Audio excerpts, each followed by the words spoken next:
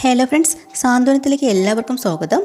അങ്ങനെ നമ്മുടെ സുകന്യ എല്ലാവരും ഭക്ഷണം കഴിച്ചുകൊണ്ടിരിക്കുന്ന സമയത്ത് കാണാത്തത് കൊണ്ട് ഗോമതി ചോദിക്കുകയാണ്, സുകന്യ ഇങ്ങോട്ട് കണ്ടില്ലല്ലോ, എന്തി മിത്രേ നീ ഒന്ന് നോക്കിയിട്ട് വാന്ന്. അങ്ങനെ സുകന്യ അന്വേഷിച്ച് അകത്തേക്ക് കയറി ചെന്നിട്ട് മിത്ര അതേപോലെ തിരിച്ചു വരുവാണ് കേട്ടോ. അപ്പം തന്നെ നമ്മുടെ ഗോമതിയും എല്ലാവരും ചോദിക്കുന്നുണ്ട്, എന്തു പറ്റി? അയ്യോ, സുകന്യ ചേച്ചി വിളിച്ചിട്ട് വരുന്നില്ല, സുകന്യ ചേച്ചിക്ക് എന്തോ പിണക്കമുള്ളത് പോലെയാണ് തോന്നുന്നത്. അതെന്താ ഇപ്പം അങ്ങനെ? അറിയില്ല.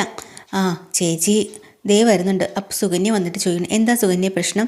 അതല്ല, ഇവിടെ വേറൊന്നും കൊണ്ടല്ല ഞാൻ ഇങ്ങോട്ട് വരാത്തത്. ഈ ധർമ്മേട്ടനെ എന്നോട് ഒരു സ്നേഹമില്ല. സ്നേഹമില്ലെന്നോ? അതെന്താ നീ അങ്ങനെ പറയണത്? ആണോ ധർമ്മ? അങ്ങനെയൊന്നുമില്ല ചേച്ചി, എനിക്ക് സ്നേഹമൊക്കെ ഉണ്ട്. അവൾ വെറുതെ പറയുന്നതാ. അല്ല, എന്നോട് ഒരു സ്നേഹമില്ല. അതെന്താ അങ്ങനെ പറയാൻ? എന്തെങ്കിലും ഒരു കാരണം കാണുമല്ലോ, നീ തുറന്നു പറ. കല്യാണം കഴിഞ്ഞിട്ട് ഇത്രയും ദിവസമായി, ഇതുവരെയായിട്ട് എന്നെ പാർക്കിലോ ബീച്ചിലോ എവിടെയെങ്കിലുമൊക്കെ കൊണ്ടുപോയോ? അപ്പോൾ ധർമ്മം പറയുന്നുണ്ട്, എടി തേക്കടിയിലൊക്കെ നമ്മൾ ഹണിമൂണിന് പോയില്ലേ? ഓ, ഒരു ദിവസം അങ്ങനെ പോയി എന്നും പറഞ്ഞ് പിന്നെ ഭാര്യ ഒരിടത്തും കൊണ്ടുപോകില്ല എന്നാണോ വിചാരിച്ച് വച്ചിരിക്കുന്നത്? ആഹാ, അത് ശരി, ഇതായിരുന്നു പ്രശ്നം. അപ്പോൾ ബാലൻ പറയുന്നുണ്ട്, അപ്പോൾ ഒരു കാര്യം ചെയ്യ്, നാളെ തന്നെ ഇതിനുള്ള ഏർപ്പാട് ചെയ്യാം. അല്ല, എന്ത് ചെയ്യാമെന്നാണ് അളിയാൻ പറയുന്നത്? എടാ, നീ ഒറ്റ അക്ഷരം മിണ്ടി പോകരുത്.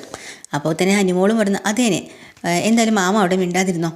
സുകന്യ ചേച്ചിയും കൊണ്ട് എവിടെയെങ്കിലുമൊക്കെ കറങ്ങാനൊക്കെ പോകണം, അതാണ് നല്ലത്. എവിടെ പോവാൻ? എവിടെയൊക്കെ പോകാം. നാളെ തന്നെ ഇവളെയും കൊണ്ട് എല്ലായിടത്തും കറങ്ങാനൊക്കെ പോകണം കേട്ടോ. അപ്പോൾ ദേവിയും വന്ന് ചോദിക്കുന്നുണ്ട്, സുകന്യ ചേച്ചിയുടെ പ്രശ്നങ്ങൾ എന്താണെന്ന് ദേവി അടുത്ത് വന്ന് ചോദിക്കുമ്പോഴാണ് ഈ കാര്യങ്ങളൊക്കെ പറയുന്നത്. അപ്പം ഉടനെ ദേവിയോട് അങ്ങ് സ്നേഹം കൂടാൻ തുടങ്ങി. എന്തായാലും ദേവിയാണ് ഈ ഒരു കാര്യത്തിൽ എനിക്കൊരു തീരുമാനം ഉണ്ടാക്കി തന്നത്. അതുകൊണ്ട് എനിക്ക് ദേവിയോട് പ്രത്യേക സ്നേഹമാണെന്ന് പറയട്ടോ. ആഹാ, അത് ശരി. ഇപ്പം എല്ലാവരും കൂടെ തീരുമാനിച്ചാണ് ഇതിനൊരു ഒരു അന്ത്യം ഉണ്ടാക്കിയത്. എന്നിട്ടിപ്പം ദേവിക്ക് മാത്രം ക്രെഡിറ്റ് കൊടുത്തിരിക്കുകയാണ് സുകന്യ. അത് കേൾക്കുമ്പോഴത്തേക്കും മീനാക്ഷിക്കും ഇത്രയ്ക്കും ചെറിയൊരു ദേഷ്യമൊക്കെ വരുന്നുണ്ട് കേട്ടോ. അപ്പം നാളെ തന്നെ എല്ലാവരും പോകണമെന്ന് തീരുമാനിക്കുക. ഉടനെ ഇനി നിനക്ക് ഭക്ഷണമൊക്കെ കഴിക്കാവോ എന്ന് ചോദിക്കുന്നുണ്ട് ഗോമതി. ഇനി ഞാൻ കഴിച്ചോളാം. അങ്ങനെ ആഹാരം എടുത്ത് കൊടുക്കാനുണ്ടോ. സുകന്യ ഓടിപ്പോയി ദേവിയുടെ അടുത്ത് നിന്നിട്ട്, വാ ദേവി, ഞാൻ ദേവിയുടെ കൂടെ ഇരിക്കുന്നുള്ളൂ. അതെന്താ ഇപ്പം അങ്ങനെ? അതെ, ഞാനും ദേവി ഒരു കെട്ടാ, ഒറ്റ സെറ്റാ. പിന്നെ മിത്രയും മീനാക്ഷി ഒറ്റ സെറ്റായിട്ടിരുന്നോട്ടെ. ആഹാ, അപ്പോൾ തന്നെ ഉടനെ ദേവി പറഞ്ഞിട്ട്, അതൊന്നും വേണ്ട, നമ്മൾ 4 പേരും ഒറ്റ കെട്ട് തന്നെയാണ്. അല്ലല്ല, നമുക്ക് 2 പേർക്കും കൂടെ ഒരുമിച്ചിരിക്കാം, അവർ രണ്ടും കൂടെ ഒരുമിച്ചിരുന്നോട്ടെ എന്ന് പറയാം കേട്ടോ. അപ്പം തന്നെ ഗോമതി പറഞ്ഞിട്ട്, ഇവിടെ ഇപ്പം എന്തായാലും സെറ്റ് പിടിക്കേണ്ട കാര്യമൊന്നുമില്ല, എല്ലാവരും ഒറ്റക്കെട്ട് തന്നെ ഒരുമിച്ചിരുന്നു ഇപ്പോൾ ഭക്ഷണം കഴിച്ച് അങ്ങോട്ട്. അങ്ങനെ എല്ലാവരുമായിട്ടിരുന്ന് ഭക്ഷണം കഴിക്കണം കേട്ടോ. സുകന്യരെ ഈ ഒരു പ്രകൃതമൊന്നും മീനാക്ഷിക്കും പിടിച്ചില്ല, മിത്രയ്ക്കും പിടിച്ചില്ല. 2 പേർക്കും ദേഷ്യമുണ്ട്, പരസ്പരം അവർ നോക്കുകയും ചെയ്യാണ്. അന്ന് രാത്രി ഉറങ്ങാൻ ചെല്ലുന്ന സമയത്ത് എൻ്റെ മിത്ര ആ ഷൂ എടുത്ത് വീണ്ടും വീണ്ടും നോക്കുകയാണ് കേട്ടോ. അങ്ങ് കൊതി വരുന്നില്ല. അപ്പോൾ ആര്യം വന്ന് ചോദിക്കുന്നുണ്ട്, എന്തു പറ്റി? നിനക്കിത് കണ്ടിട്ടും കൊതി തീരുന്നില്ലേ മിത്രേ? ഇല്ല ആര്യ, എനിക്ക് അത്രയ്ക്ക് സന്തോഷമായിപ്പോയി ഇങ്ങനൊരു സർപ്രൈസ് ഗിഫ്റ്റ് കിട്ടുമ്പോഴേ.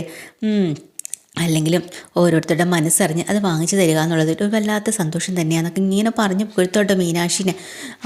അത് ശരി.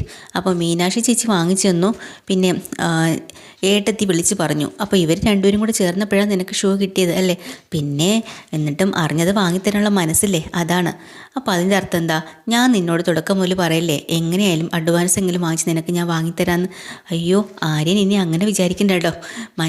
ആര്യന് എൻ്റെ മനസ്സറിയാമെന്നുള്ളത് ആര്യന് തന്നെയാണ്. നമ്മൾ 2 പേരും ഒന്നല്ലേ, ഒരു മനസ്സല്ലേ. അതുകൊണ്ടാണ് ഞാനത് എടുത്ത് പറയാത്ത കേട്ടോ. ഇനിയിപ്പോൾ അതിൻ്റെ പേരിൽ ആര്യനൊരു വിഷമമൊന്നും വേണ്ട എന്ന് മിത്രയും പറയുന്നുണ്ട്. എന്തൊക്കെയായാലും അവർക്ക് നല്ല സന്തോഷമുണ്ട്. മിത്ര വീണ്ടും ഷൂ എടുക്കുന്നു, ഉമ്മ വയ്ക്കുന്നു, കെട്ടിപ്പിടിക്കുന്നു. അത്രയ്ക്ക് മിത്രയ്ക്ക് അതിനോടൊരു ഇഷ്ടം തോന്നിപ്പോയി. എന്നിട്ട് വിലയും കാര്യങ്ങളും ഒക്കെ ആര്യനോടും പറയാം കേട്ടോ. അപ്പോൾ ആര്യനും അതൊക്കെ തന്നെ സന്തോഷം. കാരണം മീനാക്ഷിക്ക് അങ്ങനെ ഒരു കുശുമ്പോ അസൂയോ ഒന്നും ഉള്ളൊരു കുട്ടിയല്ലല്ലോ. മീനാക്ഷി എന്ത് വാങ്ങിക്കൊടുത്താലും സ്വന്തം അനിയത്തിക്ക് വാങ്ങിക്കൊടുക്കുന്ന പോലെയല്ലേ. അതുകൊണ്ട് തന്നെ ആര്യൻ അതൊരു പ്രശ്നമേ അല്ല. പിറ്റേ ദിവസം രാവിലെ ഗോമതി സ്റ്റോറിൽ ബാലനിരിക്കുമ്പോൾ സാധാരണ പുറത്ത് പോയാണ് ചായ കുടിക്കുന്നത്. രാമേട്ടൻ ചായ കുടിക്കാൻ പോയ സമയത്ത് ബാലനും കൂടെ ഒരു ഗ്ലാസ് ചായ അവിടെ വാങ്ങിക്കൊണ്ട് വന്നിട്ടുണ്ട്. ബാലനത് സന്തോഷമാവാണ്. ആഹാ, രാമേട്ടൻ ഇവിടെ ചായ വാങ്ങിക്കൊണ്ട് വന്നോ എന്ന് ചോദിക്കുകയാണ്. അതിനിപ്പോൾ എന്താ, ഞാൻ കുടിക്കാൻ പോയപ്പോൾ നിനക്ക് കൂടെ വാങ്ങിച്ചു. എന്നാൽ പിന്നെ അങ്ങ് കുടിച്ചേക്കാം. പിന്നെ ബാല, ഞാൻ നിന്നോടൊരു കാര്യം ചോദിക്കട്ടെ. ആ ഉദ്യപ്പണിൻ്റെ കാര്യമൊക്കെ എങ്ങനെയായി? എന്തായി? അവന് പണി കൊടുത്തോ? അതൊന്നും കൂടുതൽ പറയാതിരിക്കുക നല്ലത്. ഓരോ ഉടായ്പും കള്ളത്തരം കൊണ്ട് ഇങ്ങനെ നടക്കല്ലേ. ഓ, അത് ശരി. അപ്പോൾ ഒന്നും ആയില്ലല്ലേ, പണി കൊടുക്കണം. അന്ന് ആ പ്ലാൻ എൻ്റെ നിന്ന് വാങ്ങിച്ചുകൊണ്ട് പോയിട്ടെ, അതിനെക്കുറിച്ച് പിന്നീട് മറുപടിയൊന്നും അയാൾ പറഞ്ഞിട്ടില്ല. എന്നാൽ പിന്നെ നീ വിളിച്ച് ചോദിക്ക്. ഇടയ്ക്കിടയ്ക്ക് വിളിക്കണം ബാല, വിട്ടുകൊടുക്കരുത്. നീ ഒരു കാര്യം മനസ്സിലാക്കണം, എത്ര നാളായാൽ നിന്നെ ഭയങ്കര വിദഗ്ധമായിട്ട് അവൻ പറ്റിച്ചത്. നിനക്കിത് ആരോടെങ്കിലും പറയാൻ പറ്റുമോ? നിൻ്റെ കുടുംബക്കാരോടോ മക്കളോടോ ആരോടെങ്കിലും നിനക്ക് തുറന്ന് പറയാൻ പറ്റുമോ? നിനക്ക് പറ്റിയ അബദ്ധം ഇല്ല, തെറ്റ് ചെയ്തത് അയാളാണ്. എന്നിട്ടോ അതിൻ്റെ ശിക്ഷയെല്ലാം അനുഭവിക്കുന്നത് നീയാണല്ലേ? ഊണും ഉറക്കവും ഇല്ലാതെ ടെൻഷൻ അടിച്ച് അതിൻ്റെ ആവശ്യം എന്താ? അതിനുള്ള പണി അയാൾക്ക് തന്നെ കൊടുക്ക്. കൈകാര്യത്തിലും ബലത്തിലും ഒന്നും അടികൂടാനോ അങ്ങനെ കാര്യക്ഷമത കാണിക്കാനോ നിന്നെക്കൊണ്ട് പറ്റില്ല. ബുദ്ധി ഉപയോഗിക്കണം. അതിനുള്ള പണി ബുദ്ധിയും കാര്യങ്ങളൊക്കെ നിനക്ക് ദൈവം തന്നിട്ടുണ്ട്. അത് വെച്ച് നീ ഉപയോഗിക്കണം, പണി കൊടുക്കണം. അവൻ മനസ്സമാധാനത്തോടെ ഇരിക്കരുത്. നീ ഫോൺ വിളിക്കുക എന്ന് രാമേട്ടൻ ഇങ്ങനെ ഇളക്കി വിട്ടുകൊടുക്കുന്നുണ്ട്. അങ്ങനെ ബാലൻ ഫോൺ വിളിക്കാട്ടോ. അവിടെ ഉദയഭാനാണെങ്കിൽ കൊതുക് കടിച്ച് ചൊറിഞ്ഞും അവിടെ ഇങ്ങനെയൊക്കെ ഇരിക്കുകയാണ്. അപ്പോഴാണ് ഫോൺ വരുന്നത്. ബാലൻ്റെ നമ്പർ കാണുന്നത് അവിടെ കിടുങ്ങി വരയ്ക്കുന്നുണ്ട്. അയ്യോ, ഇയാളിപ്പോൾ എന്തിനാണ് വിളിച്ചത്? ബാലൻ ഫോൺ എടുത്തിന്. സാറിപ്പോൾ എങ്ങോട്ടാ, എവിടെയാ ഉള്ളേ? ഫ്ലൈറ്റിൽ കയറാൻ പോവുകയാണോ, അതോ എയർപോർട്ടിലാണോ, അതോ തിരക്കാണോ, ബിസിയാണോ, ഇങ്ങനെയൊക്കെ ചോദിക്കുകയാണ് കേട്ടോ. അപ്പോൾ തന്നെ ഉദയഭാനു പറയണം, അയ്യോ ഞാനേ ഇപ്പോൾ ബാംഗ്ലൂരാണുള്ളത്. അവിടെ എനിക്ക് കുറച്ച് തോട്ടങ്ങളൊക്കെ ഉണ്ടെന്ന് ഞാൻ പറഞ്ഞില്ലേ, അവിടെ പണിക്കാരൊക്കെ ഉണ്ട്, അവർക്ക് പൈസ കൊടുക്കണം, അങ്ങനെയൊക്കെ കുറേ കാര്യങ്ങളുണ്ട്. ഇതെല്ലാം കഴിഞ്ഞിട്ട് വേണം എനിക്ക് സിംഗപ്പൂരും മലേഷ്യയിലും ഒക്കെ പോകാനായിട്ട്. അവിടെയൊക്കെ ചെല്ലുമ്പോഴും ഇഷ്ടംപോലെ എൻ്റെ പണിക്കാരുണ്ടേ, അവർക്കൊക്കെ ഞാൻ ഫ്രീ ആയിട്ട് 5000 രൂപ വെച്ചൊക്കെ കൊടുക്കും. അതുകൊണ്ട് എല്ലാവർക്കും എന്നോട് വലിയ സ്നേഹമാണ്. ഓ അത് ശരി. അങ്ങനെ വലിയ ഗമയിൽ അടിച്ചുകൊണ്ടിരിക്കുമ്പോഴാണ് ബാലൻ പറഞ്ഞത്, അല്ല ഉദ്യഭാൻ സാറേ, നമ്മുടെ ഗോമതി സ്റ്റോറിൻ്റെ പ്ലാൻ തന്നിട്ട് ഒരു മറുപടിയില്ല. അയ്യോ, അപ്പോൾ തന്നെ പെട്ടുപോയിട്ടോ. അന്നേ 10 ലക്ഷം രൂപ കൊടുക്കാമെന്ന് പറഞ്ഞിരുന്നില്ലേ? അപ്പോൾ അയ്യോ അത് ബാല, ഞാനേ ഇപ്പോൾ സ്ഥലത്തില്ലല്ലോ. അത് കുഴപ്പമില്ല, എത്രയും വേഗം വേണം. 2 ദിവസത്തിനകം എനിക്ക് 10 ലക്ഷം രൂപ തരാമെന്ന് പറഞ്ഞിട്ട് ഇട്ടില്ല. ഞാനേ ഇച്ചിരി തിരക്കായിപ്പോയി, അതുകൊണ്ടാണ്. ഞാൻ ഈ നാട്ടിൽ വരട്ടെ.